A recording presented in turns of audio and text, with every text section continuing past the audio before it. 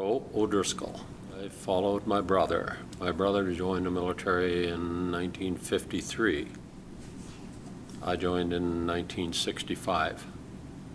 I was 17, and I got out in 1974, so I did 9 years from Carbonear, Newfoundland, and there were 3 of us that signed up at that time.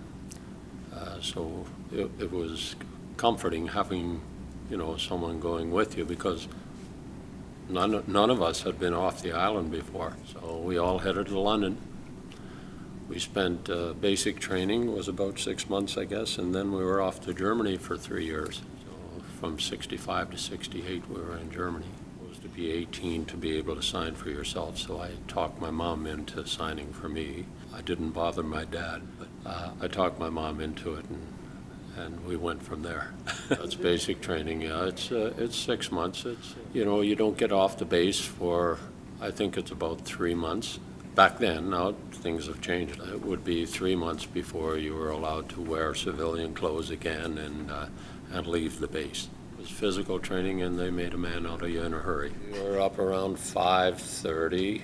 Then you made sure your bed was made, floors were shined, and your boots were spit and polished. And when all that was done, you went for breakfast.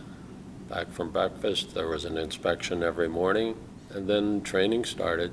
Physical training, military learning to march at first, and it all came down to discipline and how much discipline you could sustain without breaking. It's changed considerably from what I understand. But everything has.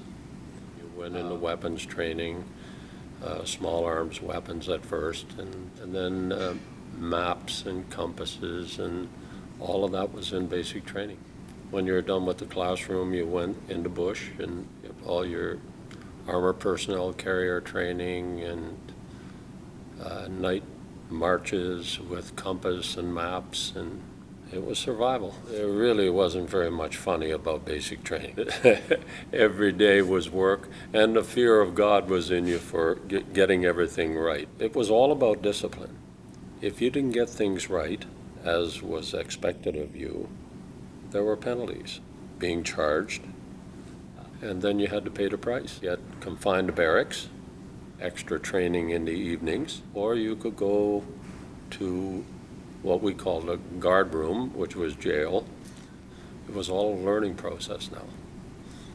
I was lucky I never had to deal with that. From 65 to 74, having served 3 years with NATO in Germany and 6 months in Cyprus in 1970, and at that time there was no conflicts in that area. Germany, we were part of the North Atlantic Treaty Organization, which many countries were a part of. Where I come from, you follow tradition. I guess a lot of families do that, especially back in at that time.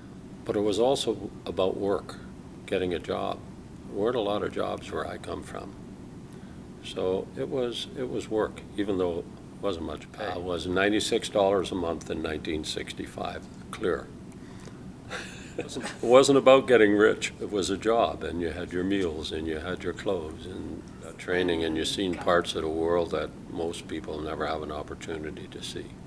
And I wouldn't change it for anything. I enjoyed everything that I did in the military. What it's all about is the people that you meet and that you work with and serve with.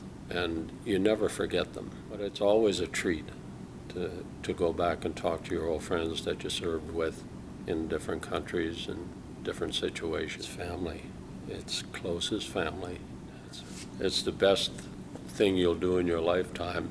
It's what I look back on in my whole life that I treasure the most. The 9 years I spent in the military was the best years of my life. They might have been the hardest years, but they were wonderful years.